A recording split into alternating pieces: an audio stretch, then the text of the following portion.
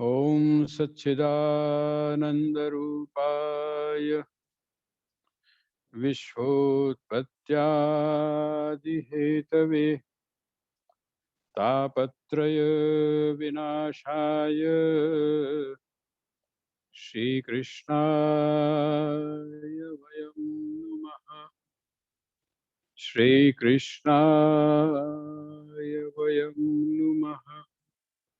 श्रीकृष्णाय वयं नमः।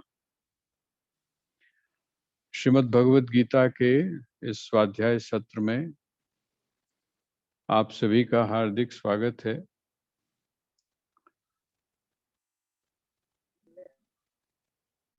श्रीमद् भगवद गीता अध्याय 6 और जो श्लोक है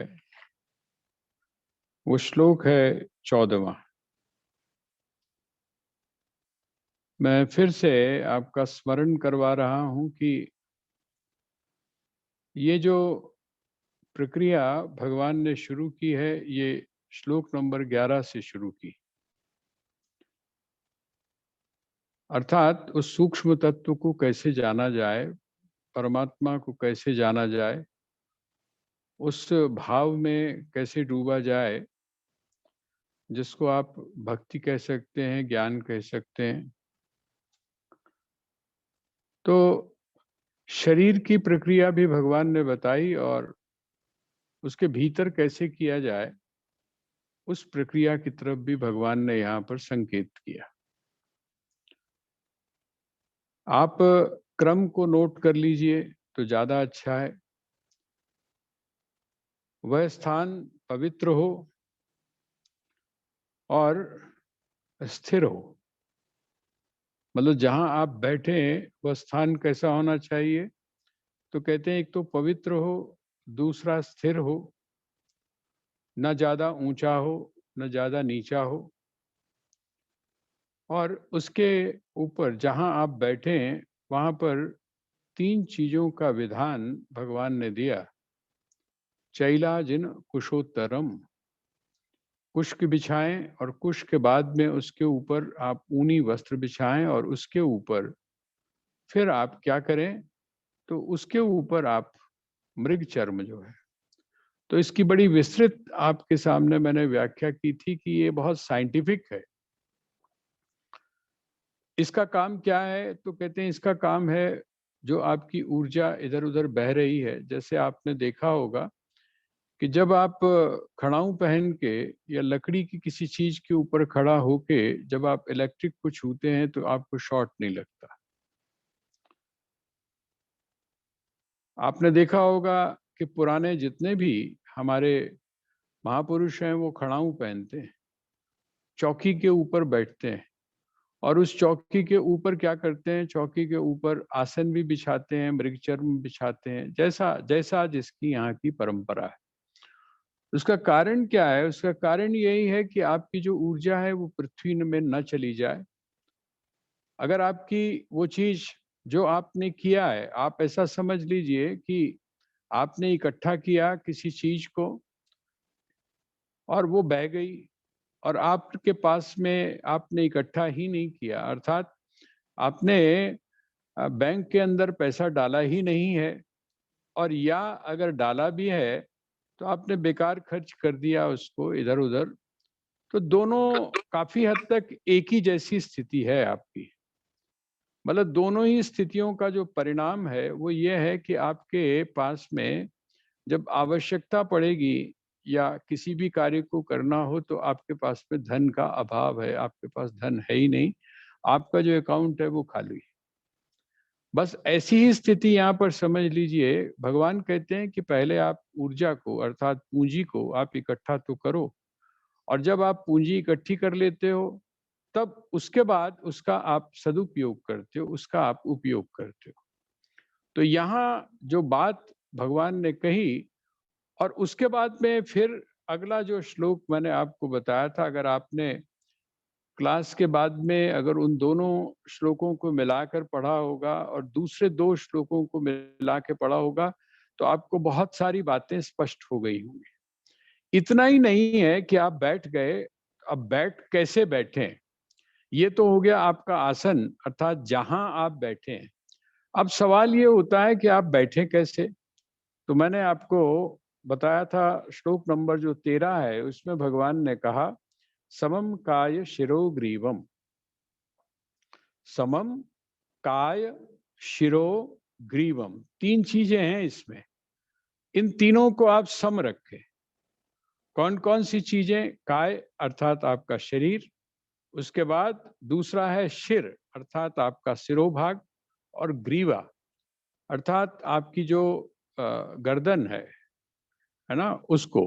इसका मतलब आपका जो स्पाइन है, आपकी जो रीढ़ की हड्डी है, वो बिल्कुल सीधी हो जाए, बिल्कुल स्ट्रेट हो जाए। और वो स्ट्रेट होने के बाद में आपकी जो गर्दन है वो भी बिल्कुल स्ट्रेट होनी चाहिए, अर्थात आपका जो लेवल है वो बिल्कुल सीधा, ऐसे लगा लीजिए कि जैसे आपने बिल्कुल सीधी कोई लाइन खींच। सुखासन में आप बैठे हुए हैं, पद्मासन में आप बैठे हुए हैं, सिद्धासन में आप बैठे हैं, जैसा आपने अभ्यास किया है। और यहाँ तक कि अगर आपको ऐसी कोई स्थिति है कि आपसे नहीं बैठा जाता, घुटने मोड़ कर नहीं बैठा जाता, तो आप अपनी चेयर के ऊपर भी बैठ सकते हैं। लेकिन चेयर के ऊपर बैठते समय भी ये जो सिद्धांत है या ये जो प्रक्रिया है, काय शिरोग्रीवम समम, अर्थात आपका जो शरीर है और आपका जो गला है अर्थात सिर का भाग है, और ग्रीवा अर्थात आपकी जो गर्दन है ये सीधी हो, तो आप इसको सीधा रखिए। और धारयन अचलम स्थिर, आप उसको स्थिर रखें। अचल भी हो अर्थात बार बार बदलने की आवश्यकता ना पड़े। मैं देखता हूं, क्योंकि देखिए आप लोग विजुअली दिखाई दे जाते हैं मेरे को, तो मुझे कभी कभी ऐसा लगता है जैसे आप बार बार आसन अपना बदल रहे हैं। कभी आप अपना जो कैमरा है उसको लेके एक जगह से दूसरी जगह मूव करते हैं, दूसरी जगह से तीसरी जगह मूव करते हैं। नहीं, ऐसा नहीं। ऐसा अगर आप करते हैं तो डिसकंटिन्यूटी हो जाएगी आपके थॉट्स में। आपके जो थॉट्स हैं उसमें डिसकंटिन्यूटी हो जाएगी। जब एक जगह से उठ के आप दूसरी जगह जाएंगे तो आपको पता नहीं चलेगा, लेकिन जिस जगह आप बैठे हैं और बैठकर वो जो एक एनवायरनमेंट आपका क्रिएट हुआ है उसमें ब्रेक आ जाता है। तो आप क्या करें, आप ये सोच लीजिए कि अगर हम क्लास कर रहे हैं और 80 मिनट हमने यहीं बैठना है, 80 मिनट का जो आपके पास में टाइम है, 40 और 40 80 मिनट, और बीच के जो 5 मिनट हैं वो अगर आपको बीच में थोड़ा सा फ्रेश होना है तो बात अलग है। लेकिन मैं तो आपसे एक ही निवेदन करता हूं कि आप 5 मिनट पहले आकर यदि बैठ जाएं तो आप अपने आप को स्थिर कर लेंगे, आप अपने चित्त को स्थिर कर लेंगे। और जिस समय आप चित्त को स्थिर करेंगे तो आप जानते ही हैं, बड़ी हड़बड़ाहट सी होती है जब आप बीच में आके जुड़ते हैं। और जब आप बीच में आके जुड़ते हैं तो क्या होता है, आपके मन में ये भी होता है कि देखो सारे लोग देख रहे हैं। उसके बाद में आवाज हो रही है। जब वो आवाज हो रही है तो आपको ये भी समझ में आता है कि उसकी वजह से लोगों को डिस्टरबेंस हो रहा है। ये बहुत सारी चीजें हैं, तो आपकी जो मानसिक एकाग्रता है वो ठीक प्रकार से जम नहीं पाती। तो इसलिए क्या करें, किसी भी कार्य को करने से पहले, कोई भी कार्य हो, आपका चाहे आपका किचन का काम हो, चाहे आप कोई भी काम आप करते हैं, तो उसमें अचलता, उसमें निश्चलता, उसमें आपका जो कंसंट्रेशन है वो बहुत जरूरी है। आपको ध्यान होगा कि अगर किसी बहू से बार बार दूध गिर जाता था, दूध उबल जाता था, तो वो अच्छा नहीं माना जाता था। क्यों नहीं अच्छा माना जाता था? इसका मतलब ये है कि इसका ध्यान जो है वो उस काम में नहीं है। बार बार अगर आपकी दाल लग जाती है, बार बार अगर आपकी सब्जी जल जाती है, इसका मतलब ये है कि आप लापरवाही कर रहे हैं। ये कुछ बातें बड़ी बेसिक हैं, बहुत बेसिक बातें हैं। जिस समय आप साधना में प्रवेश करते हैं तो ये जो छोटी छोटी बातें हैं, ये छोटी छोटी बातें आपके लिए बड़ी इंपॉर्टेंट है। तो यहाँ धारयन अचलम स्थिर, आप अचल अर्थात अपनी जगह पर हो जाएं और स्थिर हो जाएं। स्थिर होने का मतलब आपका आसन भी स्थिर हो जाए और आप अपने मन को एकाग्र भी करने का प्रयास करें। धारयन् अचलम स्थिरः संप्रेक्ष्य नासिकाग्रम स्वम। नासिकाग्रम, नासिका का जो अग्र भाग है उसके ऊपर आप देखें। तो मैंने आपको बताया था कि वो जो नासिका का अग्रभाग है उसके ऊपर देखने से, देखने की स्थिति में आपकी आंखों की स्थिति क्या होगी? उसमें होता है अर्ध निमीलित, अर्ध उन्मीलित। आपकी आधी आंखें खुली होती हैं और आपकी आधी आंखें बंद होती हैं। आधी आंखें जो खुली हैं, आप करके देखिएगा, आपको ज्यादा स्पष्ट होगा। क्योंकि ये कोई ऐसी चीज तो है नहीं कि आपको बहुत महंगा कोई पैसा वैसा दे के आपको चीज लेके आनी है। आपने सिर्फ बैठना ही बैठना है ना। यहाँ से समाप्त होने के बाद शाम के समय, सुबह के समय आप थोड़ा सा ये जो प्रक्रिया भगवान ने बताई है इसको आप अपना के देखिए। मैं कहता हूं अभी आप आंतरिक रूप से उस प्रक्रिया को नहीं भी कर पाते, जो आपके मन की बात की गई, जो चित्त की बात की गई, जो इंद्रियों की बात की गई, और आगे भगवान श्लोक नंबर 14 में जो बात करेंगे वो आप नहीं कर सकते, लेकिन जो है उसका प्रयोग तो आप करके देख ही सकते हैं। आपको अपने आप समझ में आ जाएगा कि क्या होता है। आप कभी एक काम करिएगा, छोटा सा बिंदु आप अपनी दीवार के ऊपर कोई स्पॉट पे लगा दीजिए और उसके बाद में आप उसको देखना शुरू करिए। आप जब उसको देखना शुरू करेंगे तो कुछ समय के बाद क्या होगा कि उसके आसपास का जो दृश्य है वो सारा लय हो जाएगा। उसके आसपास का दृश्य लय हो जाएगा और तब आपको वो जो बिंदु है वही बिंदु दिखाई देगा। हमारे यहाँ एक त्राटक की साधना होती है, उस त्राटक की साधना में इसी का प्रयोग किया जाता है। त्राटक का मतलब है एकाग्रता।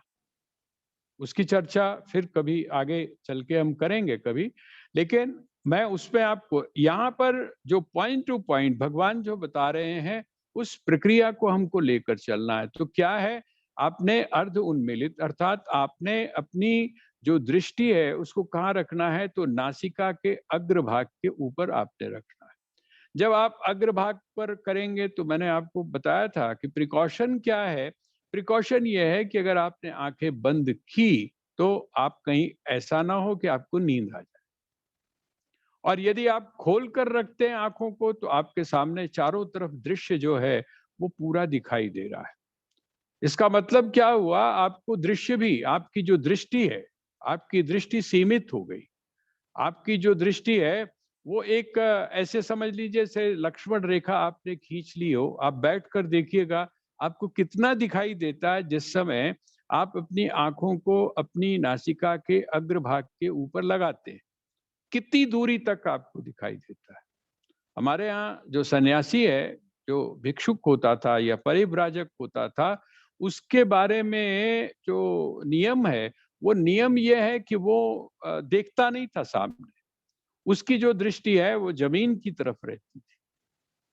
आपने अभी भी देखा होगा कि जिस समय आप किसी बेटी का वर्णन आप करते हैं, उसकी अच्छाई का, उसके चरित्र का जब आप वर्णन करते हैं तो आप क्या कहते हैं? कहते होते आंख चुक के देखती भी नहीं है, आंख उठाकर देखती नहीं, नीचे ही उसकी दृष्टि रहती। ये जो नीचे दृष्टि रखना है ये बिल्कुल आप समझ लीजिए जिस समय आप ध्यान में बैठे हैं उसका मतलब ही है कि वो एक आपने लक्ष्मण रेखा खींच ली। जिस समय आपकी दृष्टि वहां पर है बाकी का दृश्य आपको दिखाई नहीं दे रहा है। तो वो जो बाकी का दृश्य नहीं दिखाई दे रहा है, लेकिन ऐसा भी नहीं है कि आप उस स्थिति में पहुंच जाएं कि आपको नींद आ जाए। दोनों ही चीजें अवॉइड करने के लिए भगवान ने ऐसा कहा। दूसरी बात, आप जरा जब करके देखेंगे तो आपको पता चलेगा। जब आप इसका अभ्यास करते हैं तो शुरू शुरू में आपको थोड़ी सी दिक्कत महसूस होगी। वो दिक्कत क्या महसूस होगी, जिस समय आप नासिका के अग्रभाग के ऊपर जब आप ध्यान केंद्रित करेंगे तो आपको थकान कहाँ पर होगी। अच्छा, जब आप चलते हैं तो जब आप चलते हैं तो आपको थकान कहाँ पर होती है? आपको जो थकान है वो आपने देखा होगा पैर की पिंडलियों में होती है, ठीक है? या जो पैर का जो आपका जो पंजा है, उस पंजे का जो पिछला भाग है उसके ऊपर होती है। इसका मतलब क्या हुआ कि जिस समय आप कोई भी काम करते हैं, तो आप काम तो किसी चीज़ से ले रहे हैं, लेकिन उसका स्ट्रेन जो है वो कहीं और पड़ता है। वो एक वैज्ञानिक है, क्या वजह होती है? लेकिन इतना आप समझ लीजिए कि जिस समय आप अपनी दृष्टि को अपनी नासिका के अग्रभाग के ऊपर करेंगे, तो उसका जो प्रभाव है, आप उसका जो खिंचाव है, उसका जो प्रेशर है, वो कहाँ पर पड़ेगा? जिसकी चर्चा भगवान ने शुरू में की थी। कहाँ पर जोर कहाँ पर पड़ रहा है? प्रेशर कहाँ पर पड़ रहा है? तो कहते हैं प्रेशर पड़ रहा है आपकी भ्रिकुटी के ऊपर, अर्थात आपकी जो दोनों भौं हैं, उन दोनों भौं के बीच में आपका क्या पड़ रहा है? प्रेशर पड़ रहा है। और उन दोनों भौं के बीच में क्या है, याद है आपको? आपकी जो भ्रिकुटी है, उस भ्रिकुटी के बीच में क्या है? उसके बीच में है आज्ञा चक्र। आज्ञा चक्र से नीचे की तरफ जितना भी है, जितने भी चक्र हैं, वो संसार से संबंधित हैं, और आज्ञा चक्र से ऊपर जितने भी चक्र हैं, वो किससे संबंधित हैं? वो परमात्मा से संबंधित हैं। आपकी जो यात्रा है, वो कहाँ है? वो संसार से उस परमात्मा की तरफ आपकी यात्रा हो रही है। इसका मतलब आपको ऐसा लगेगा कि ये क्या करवा रहे हैं? ये भगवान क्या बात कर रहे हैं? वो फलाने ऐसा नहीं करते, ढिकाने ऐसा नहीं करते, अमुक ऐसा नहीं करता। तो वहां पर तो ऐसा कुछ नहीं कहा, लेकिन भगवान ये क्यों बता रहे हैं? देखिए, भगवान जो चीज बता रहे हैं आपको, सनातन धर्म के अनुसार, वैदिक परंपरा के अनुसार जो चीजें आपको बताई जा रही हैं, चाहे वो शरीर का आधार हो, चाहे वो मन का आधार हो, वो स्टेप टू स्टेप। संतों की जो स्थिति है या सिद्ध पुरुषों की जो स्थिति है, वो एक अलग है। वो एक अलग है। आपको ध्यान होगा कि मैंने आपको एक उदाहरण दिया था कि जिस समय आप नदी में नदी में जब आप पार करते हैं, और जो आपको पार कर रहा है वो पहले क्या कहता है? वो आपको कहता है नाव पे चढ़ जाओ। वो कहता है नाव पर चढ़ जाओ। और जिस समय आप नदी को पार कर जाते हैं, जहां पर आपने पहुंचना है, आप वहां पर पहुंच गए, तो वो आपको क्या कहता है कि अब उतर जाओ। आप कहें कि भाई अगर उतरना ही है तो हमको चढ़ाया क्यों था? तो आप ये बताइए, जब वो आपको कहता है चढ़ो, और अगर आप चढ़ते नहीं हैं, तो आप क्या करेंगे? आप उसी पार बैठे रहेंगे जिस पार से आपने दूसरे पार के लिए यात्रा करनी है। आप दूसरे पार पहुंच ही नहीं पाए। ये श्री कृष्ण की, अर्थात जो श्री कृष्ण के द्वारा प्रतिपादित जो ज्ञान है, वो ज्ञान जो उपनिषदों में कहा गया, वो ज्ञान जो वेद में प्रतिपादित है, उस सारे ज्ञान को, शास्त्रीय ज्ञान को systematic, step to step, step to step. अब जैसे कोई व्यक्ति मंदिर के अंदर पहुंचा हुआ है, वो आपको कहता है आ जाओ, वो कहता है आपको आ जाओ, तो आ जाओ का मतलब अभी आप मंदिर के बाहर हैं। वो तो बड़ा सिंपली कह रहा है कि आ जाओ। वो ये नहीं कह रहा कि आगे सीढ़ियां हैं, पहले फिर उसके ऊपर थोड़ी सी और ऊंची सी जगह है, फिर तुम आना, ध्यान से आना, ऐसा कुछ नहीं कहता। वो तो सिर्फ कहता आ जाओ। और आप क्या करें, छलांग मारने की कोशिश करें, तो उसका परिणाम क्या होगा? आप हाथ पैर तुड़वा के बैठ जाएंगे। आपको जो जाना है वो किससे जाना है? आपको स्टेप बाय स्टेप जाना है।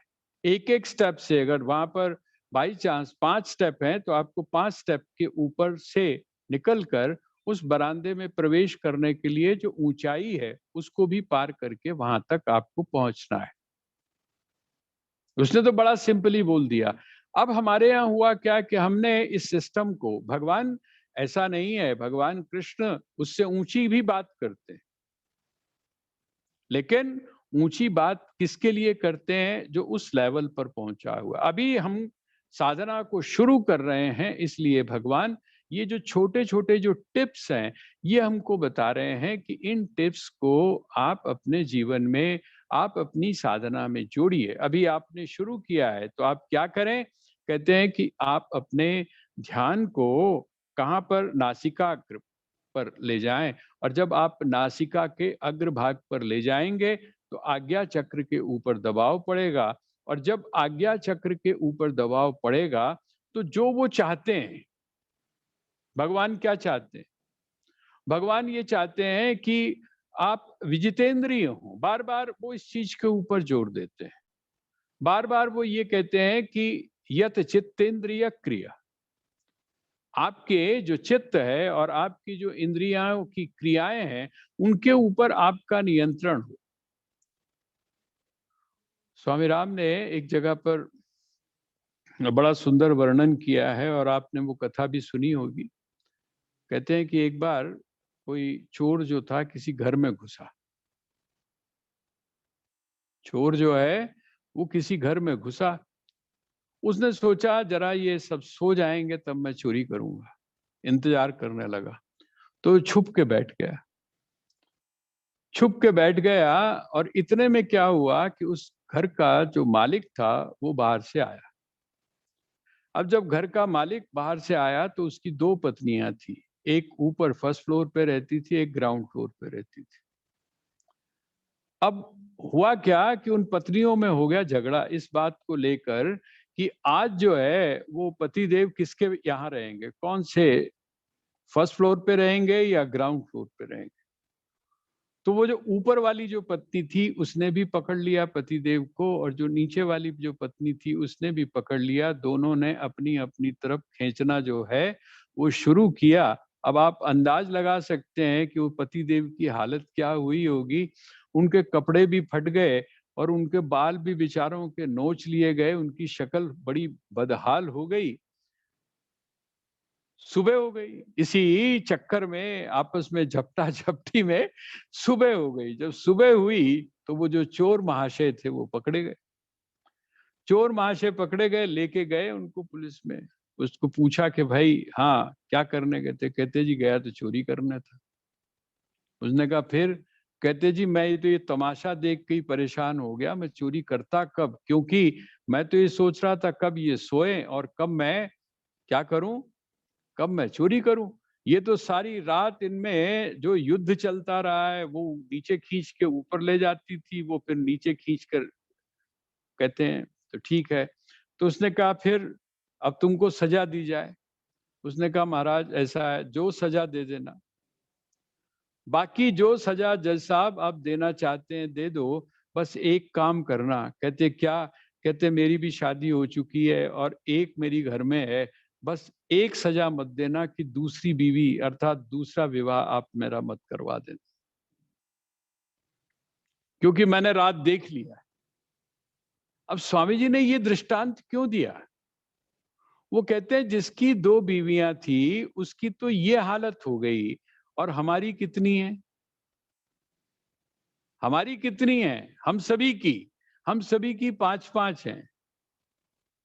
हमारी जो इंद्रियां हैं, हमारी इंद्रियां क्या हैं? वो हमारी पत्नियां हैं, हमारी सेविकाएं हैं। लेकिन वो क्या है, प्रत्येक इंद्रिय अपनी अपनी तरफ खींचती है। यही कारण है कि हम आजीवन जीवन भर हमारी दुर्गति ही होती रहती है। कभी हमको आंख खींच लेती है अपनी तरफ, कभी हमको शब्द अपनी तरफ खींच लेते हैं। हर इंद्रिय अपनी तरफ अपनी अपनी तरफ खींचती है, और हमारी जो ऊर्जा